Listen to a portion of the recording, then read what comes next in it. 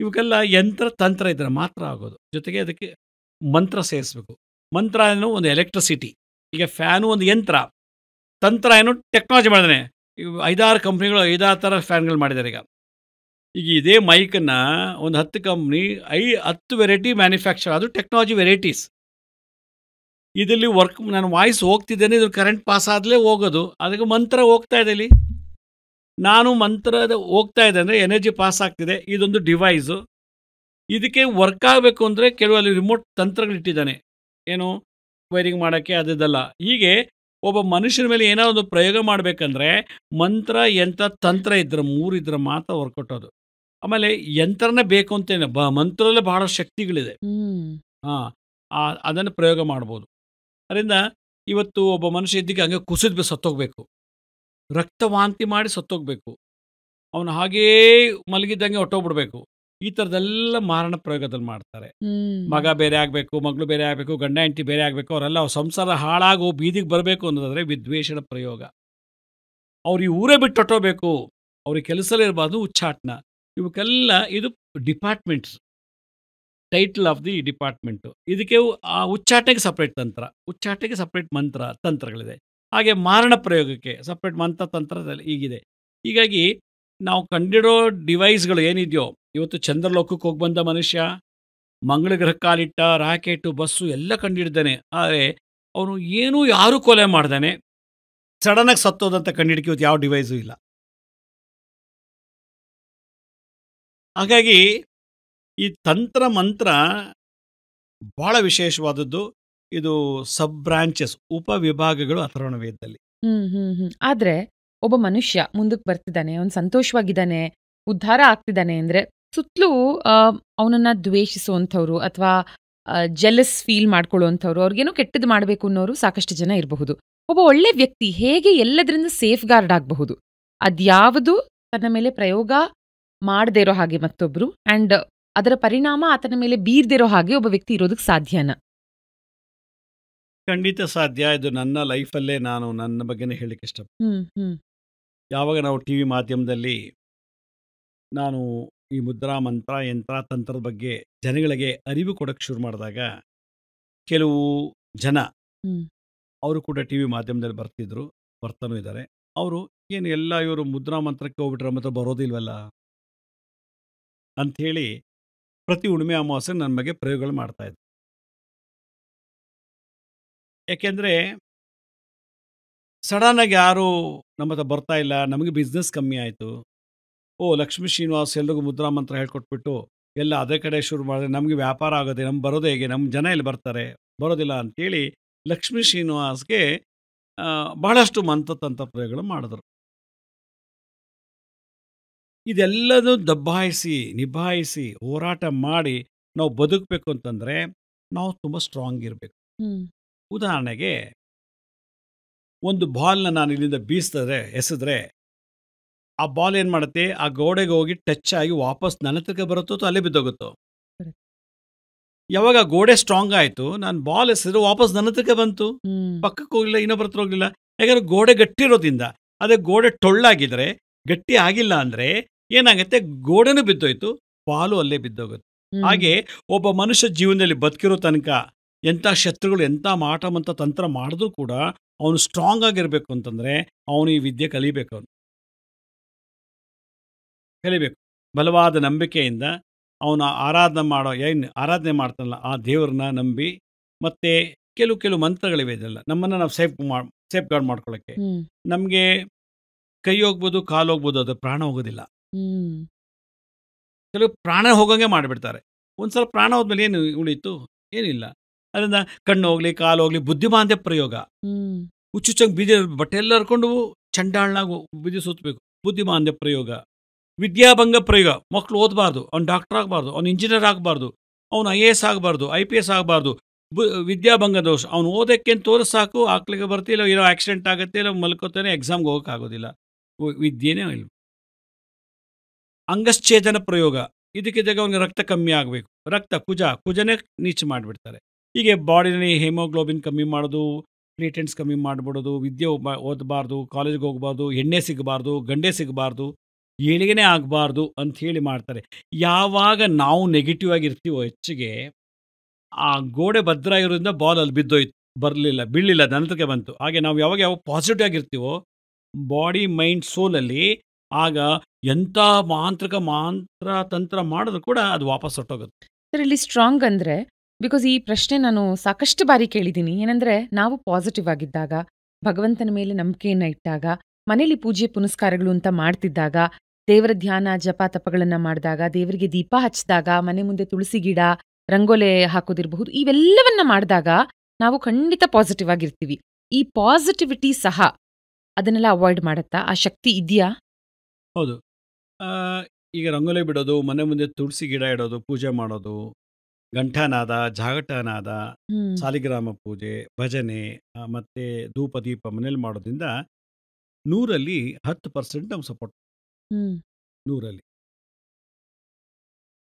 ಇನ್ನು 90% ಯಾಕೆ ನಮಗೆ ಪ್ರೊಟೆಕ್ಟ್ ಮಾಡಲ್ಲ? ಓಕೆ, ನೀವು ಯಾವುದೋ ದೇವಸ್ಥಾನಕ್ಕೆ ಹೋಗಿ ಬರ್ತೀರಿ, ಮಾಟ ಮಂತ್ರ ತಂತ್ರ ಮಾಡಿದಾನೆ, ದೇವಸ್ಥಾನಕ್ಕೆ ಹೋಗಿ ಬರುವಾಗಲೇ ಅವ್ರಿಗೆ ಎಫೆಕ್ಟ್ ಆಗಿಬಿಡುತ್ತೆ. ಹ್ಮ್ ಮನೆ ಪೂಜೆ ಮಾಡಿ ಧೂಪ ಎಲ್ಲ ಹಾಕಿ ಕೂತಿರ್ತಾನೆ, ಅವ್ನಿಗೆ ಅಲ್ಲೇ ಏನೋ ಎಫೆಕ್ಟ್ ಆಗಿಬಿಡ್ತದೆ, ಪ್ಯಾರಲೈಸ್ ಆಯ್ತು. ತಮ್ಮನ ಪ್ರಯೋಗ ಮಾಡಿರ್ತಾರೆ, ರಕ್ತವಾಂತಿ ಮಾಡಿಕೊಂಡು ಮಾಡೋದು, ಇದೆಲ್ಲ 100ರಲ್ಲಿ 10% ನಮಗೆ ಇದು ಪ್ರೊಟೆಕ್ಟ್ ಮಾಡ್ಬೋದು. ಪೂರ್ತಿ ಡ್ಯಾಮೇಜ್ ಮಾಡಿದ್ರೆ ಏನೋ ಸಾಯೋ ಬದಲು ಬಿದ್ದಿರ್ತೀವಿ ಅಷ್ಟೇ, ಹ್ಮ್ ಪ್ರಾಣ ಹೋಗಲ್ಲ. ಇನ್ನು 90% ಅವ್ನು ಮಾಡೋ ತಂತ್ರ ಸ್ಟ್ರಾಂಗ್ ಇರ್ತದೆ. ಅವನು ಹ್ಮ್ ಅಪ್ಲೈ ಮಾಡಿರೋ ಎಲೆಕ್ಟ್ರಿಸಿಟಿ ಅಂದರೆ ಮಂತ್ರ ಶಬ್ದ ಅಲೆ, ಅದು ಸ್ಟ್ರಾಂಗ್ ಇರ್ತದೆ. ಹ್ಮ್. ಬಗಳಾಮಿಕೆ ಪ್ರಯೋಗ, ಪ್ರತ್ಯಂಗಿರ ಪ್ರಯೋಗ, ಚಿನ್ನಮಸ್ತ ಭೈರವಿ, ಶರಭ ಪ್ರಯೋಗ, ನರಸಿಂಹ ಪ್ರಯೋಗ, ಶೂಲಿನಿ ಪ್ರಯೋಗ, ವಾರಾಹಿ ಪ್ರಯೋಗ, ಹೀಗೆ ಭಾಳ ಭಾಳ ಅಟಾಮಿಕ್ ಬಾಂಬ್ಗಳನ್ನ ಇರುವಂಥ ಸ್ಟ್ರಾಂಗೆಸ್ಟ್ ಮಂತ್ರಗಳನ್ನು ಅಪ್ಲೈ ಮಾಡಿಬಿಟ್ಟಿರ್ತಾನೆ. ಹ್ಮ್ ನೀವು ಆ ಪದ ನಿಮ್ಮ ಮನೇಲಿ ಉಪಯೋಗಿಸಲ್ಲ, ಅದಕ್ಕೆ ಸಂಬಂಧಪಟ್ಟಂಥ ಆಪೋಸಿಟ್ ಎನರ್ಜಿ ನಿಮ್ಮಲ್ಲಿ ಇಲ್ಲ. ಹ್ಮ್ ನಿಮ್ದೇನಿದು ಸಾತ್ವಿಕ, ಬಟ್ ಅದು ರಜೋ ತಮ ಗುಣದಲ್ಲಿ ಆಗಿರುವಂಥ ಒಂದು ಕ್ರಿಯೆ. ಹ್ಮ್ ಈ ಸಾತ್ವಿಕ ಅಯ್ಯೋ ಪಾಪ ಅಂತೀರ, ಬಟ್ ಅವ್ನಿಗೆ ಹಂಗೆ ಹಾಳಾಗೋಗ್ಲಿ ಹಿಂಗಾಗೋಗ್ಲಿ ಅಂತೇಳಿ ಬೀಜಾಕ್ಷರದಿಂದ ತಂತ್ರ ಏನು ಮಾಡಿರ್ತಾನೆ, ನಿಮ್ಮ ಕೂದಲೋ ಬಟ್ಟೆನೋ ಎಲ್ಲ ತೊಗೊಂಡೋಗಿರ್ತಾನೆ. ತಂತ್ರ ಇದು ಮಾಡಿರ್ತಾನೆ. ಯಂತ್ರ ಏನು ಮಾಡಿರ್ತಾನೆ, ಆ ಒಂದು ಬೊಂಬೆ ಮಾಡಿಬಿಟ್ಟು ಆ ಬೊಂಬೆಗೆ ಚುಚ್ಚಿದಾಗ ಇಲ್ಲಿ ನಮ್ಗೆ ಚುಚ್ಚಂಗೆ ಆಗತ್ತೆ, ಅಲ್ಲಿ ಆ್ಯಸಿಡ್ ಹಾಕಿದಾಗ ಇಲ್ಲೆಲ್ಲ ಇದಾಗತ್ತೆ, ಅಲ್ಲಿ ಏನಾನೋ ಅಲ್ಲ ಅದು ಅಪ್ಲೈ ಮಾಡಿದಾಗ ಅದಕ್ಕೆ ಪುತ್ತಲಿಕ ಪ್ರಯೋಗ ಅಂತಾರೆ. ಹ್ಮ್ ಪುತ್ತಲಿಕ ಪ್ರಯೋಗ, ಪರಕೃತ್ರಿಮ ಪ್ರಯೋಗ ಅಂತೇಳಿ. ಹೀಗೆ ಒಂದು ಬೊಂಬೆ ಮಾಡಿಬಿಟ್ಟು ಅದ್ರ ಮೇಲೆ ನೀವೇನು ಹಾಕ್ತಾನೋ ಅದು ಇಲ್ಲೆಲ್ಲ ಅಪ್ಲೈ ಆಗ್ತದೆ. ನಾವ್ ಟಿವಿಲ್ ನೋಡೋದ್ ಹಾಗಿದ್ರೆ ಸತ್ಯ. ಹೌದು, ಇದೆಲ್ಲ ಅಬ್ಬಾ. ಪ್ರಯೋಗ. ಹ್ಮ್ ಆದ್ದರಿಂದ ಈ ಅಲ್ಲೊಂದು ಗೊಬ್ಳಿ ಮುಳ್ಳು ಅಥವಾ ಗುಂಡು ಸೂಜಿನ ಬೊಂಬೆ ಮಾಡಿ ಸುಚ್ಚಿಬಿಡ್ತಾನೆ. ತಂತ್ರ ಏನು ಮಾಡ್ತಿದ್ದಾನೆ ಅವನು, ಹ್ಮ್ ನಿಮ್ಮ ಬಟ್ಟೆ ತೊಗೊಂಡೋಗಿದೆ, ಉಗುರು ತೊಗೊಂಡೋಗಿ, ಕೂಲ್ ತೊಗೊಂಡೋದು ಏನೋ ಒಂದು ಮಾಡಿದ್ರೆ ನಿಮ್ಮ ಫೋಟೋ ಸಿಕ್ಕಿರುತ್ತೆ, ಅದಕ್ಕೆ ಆವಾಹನೆ ಮಾಡಿರ್ತಾನೆ, ಮಾಡಿ ಅದಕ್ಕೆ ಪ್ರಾಣ ಪ್ರತಿಷ್ಠೆ ಮಾಡಿರ್ತಾನೆ ಆ ಬೊಂಬೆಗೆ. ಹ್ಮ್ ಇಲ್ಲಿ ಯಂತ್ರ ಏನು ಅದನ್ನು ದಿಗ್ಬಂಧನ ಮಾಡ್ತದೆ. ಒಂದು ಅದರದ್ದೇ ಆದಂಥ ಕೆಲವು ಯಂತ್ರಗಳಿದೆ, ನ್ಯೂಮರಲಾಜಿ, ಅದರ ಮಧ್ಯಭಾಗದಲ್ಲೋ ಕೊನೆಯಲ್ಲೋ ಪೂರ್ವದಲ್ಲೋ ಪಶ್ಚಿಮಲ್ಲೋ ಇಟ್ಬಿಟ್ಟು ಅದಕ್ಕೆ ಆಗಾಗ ಬಿಸಿ ನೀರು ಹಾಕೋದು, ಗುಂಪಿನಲ್ಲಿ ಚುಚ್ಚೋದು, ಇಲ್ಲ ಗೊಬ್ಳಿ ಮುಳ್ಳಲ್ಲಿ ಚುಚ್ಚೋದು, ಇಲ್ಲ ಆ್ಯಸಿಡ್ ಹಾಕೋದು, ಅಥವಾ ಕಾಲು ಮುರಿದು ಇಟ್ಬಿಟ್ಟ ಅಂದರೆ ಇಲ್ಲಿ ಎಫೆಕ್ಟ್ ಆಗ್ತದೆ. ನಿಮಗೆ ಅಷ್ಟು ಸ್ಟ್ರಾಂಗ್ ಇರೋ ಎನರ್ಜಿ ತುಳಸಿ ಪೂಜೆ ಅಥವಾ ನೀವು ಎಲ್ಲಿ ಮನೆ ರಂಗೋಲಿ ಹಾಕೋದು ಅಷ್ಟು ಸ್ಟ್ರಾಂಗ್ ಇಲ್ಲ ನಿಮ್ಮದು.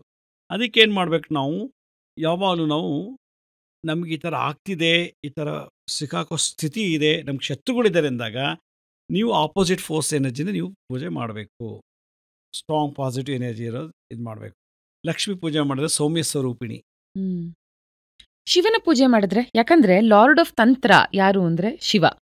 ಶಿವನಲ್ಲಿ ಹ್ಮ್ 3 ಗುಣ ಇದೆ, ಸತ್ವ ಹ್ಮ್. ತಮೋ ರಜೋಗುಣ. ಹ್ಮ್ ಈಗ ಶಿವನಿಗೆ ರುದ್ರಾಭಿಷೇಕ, ಚಮಕ ಹೇಳಿ ರುದ್ರಾಭಿಷೇಕ ಪೂಜೆ ಮಾಡ್ತಾರೆ, ಆದ್ರೂ ಅವ್ರಿಗೆ ಎಫೆಕ್ಟ್ ಆಗ್ತದೆ. ಹ್ಮ್ ಶಿವನಿಗೆ ತಮೋ ಗುಣದಲ್ಲಿ ನಾವು ಪೂಜೆ ಮಾಡ್ಬೇಕು, ನಮ್ಗೆ ಆ ಥರ ಇದ್ದಾಗ. ಹ್ಮ್ ಅದು ಭಾಳಷ್ಟು ಬೇಕಷ್ಟು ಮಂತ್ರಗಳಿವೆ ತಮೋಗುಣದಲ್ಲಿ. ರಜೋಗುಣದಲ್ಲಿ ಯಾಕೆಂದರೆ ನಮಗಿಂತ ಹೆಚ್ಚು ಕೆಟ್ಟ ಗುಣ ಮತ್ತು ಅದಕ್ಕಿಂತ ದೊಡ್ಡ ಸ್ಟ್ರಾಂಗ್ ಗುಣ ಶಿವನಲ್ಲಿದೆ. ಹ್ಮ್ ಅದಕ್ಕೆ ಅವನ ಲಯಕಾರಕ ಅಂತ ಹೇಳೋದು. ಹ್ಮ್ ಯಾವಾಗ ನೀವು ಸಾಫ್ಟ್ ನೇಚರ್ ಇರುತ್ತೆ, ಒಬ್ಬ ನೀವು ಕಷ್ಟ ಸುಖ ಹೇಳ್ಕೊಳ್ಳೋ ಬದಲು ಒಬ್ಬ ರೋಡಿ ಹತ್ರ ಹೇಳ್ಕೊಳ್ಳೋಕೆ ಎಷ್ಟು ವ್ಯತ್ಯಾಸ ಇದೆ. ಹ್ಮ್ ಏನ್ರಿ ನಿಮ್ಗೆ ಅಷ್ಟೆಲ್ಲ ತೊಂದರೆ ಕೊಡ್ತಾನ, ಬನ್ರಿಲಿ ಅಂತ ಅವ್ನು ರೋಡಿ ಬರ್ತಾನೆ.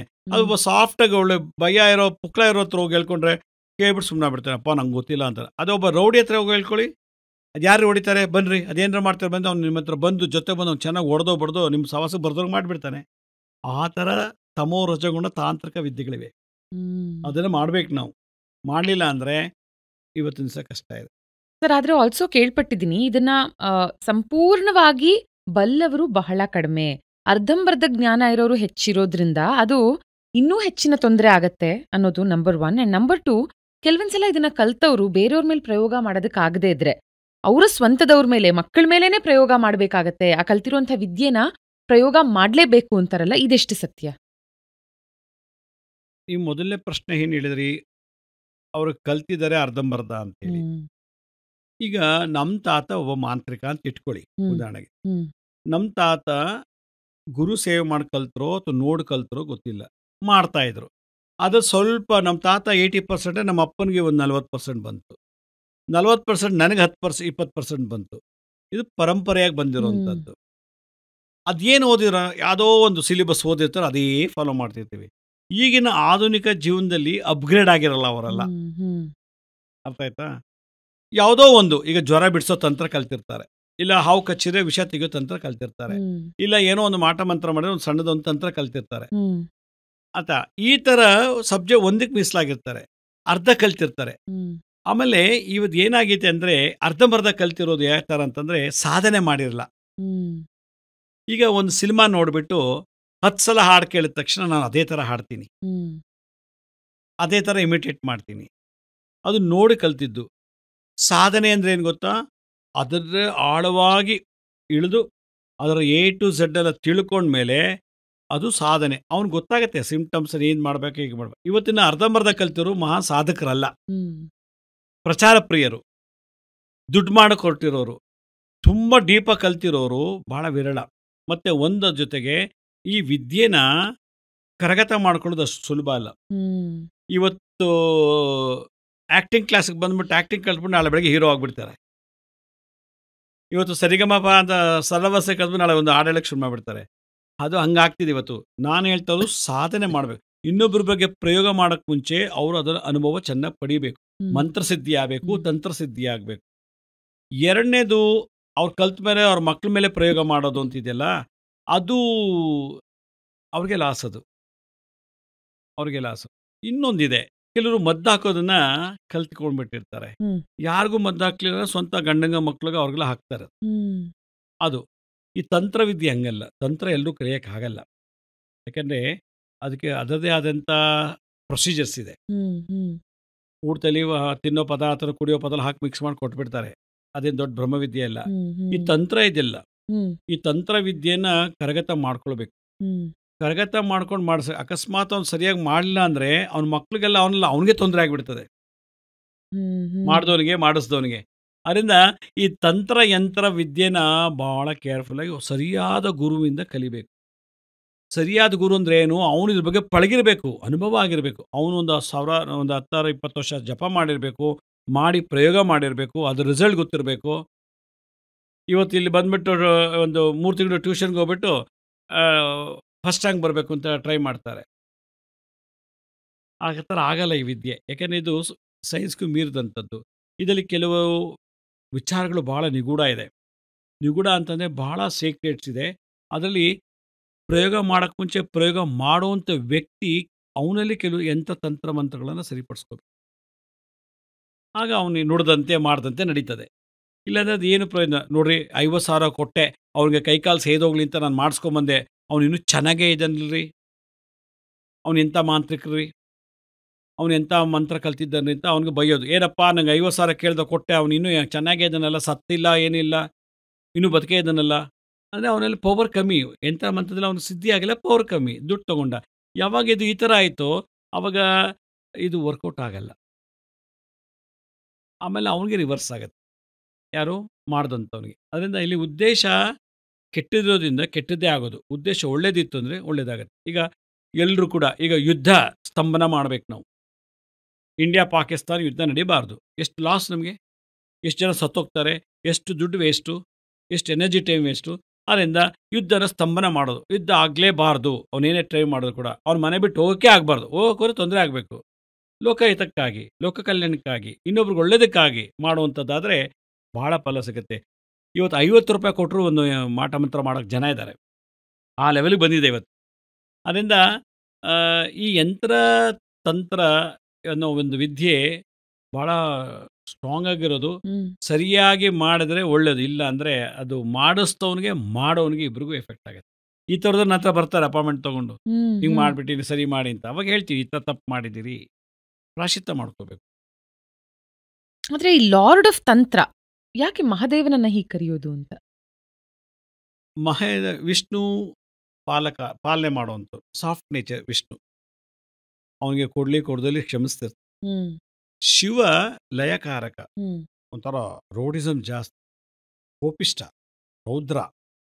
ಹೀಗಾಗಿ ಶಿವನಿಗೆ ತನ್ನ ಒಂದು ಪೋರ್ಟ್ಫೋಲಿಯೋನಲ್ಲಿ ತಾನು ಒಂದೊಳ್ಳೆ ಭಕ್ತರನ್ನ ಸಂರಕ್ಷಣೆ ಮಾಡಲಿಕ್ಕೆ, ಜಗತ್ತನ್ನು ಸಂರಕ್ಷಣೆ ಮಾಡಲಿಕ್ಕೋಸ್ಕರ ಈ ಒಂದು ವಿದ್ಯೆಗೆ ಅಧಿಪತಿಯಾದವರು. ಅದರಿಂದ ಶಿವ ಎಷ್ಟೋ ಒಂದು ಸೀಕ್ರೆಟ್ಸನ್ನು ಪಾರ್ವತಿಗೆ ಉಪದೇಶ ಮಾಡಿದ್ದಾರೆ. ಹ್ಮ್. ಹ್ಮ್. ಒಬ್ಬ ಸ್ತ್ರೀಗೆ ಮಂತ್ರ ಇಂಥ ತಂತ್ರಗಳಲ್ಲ.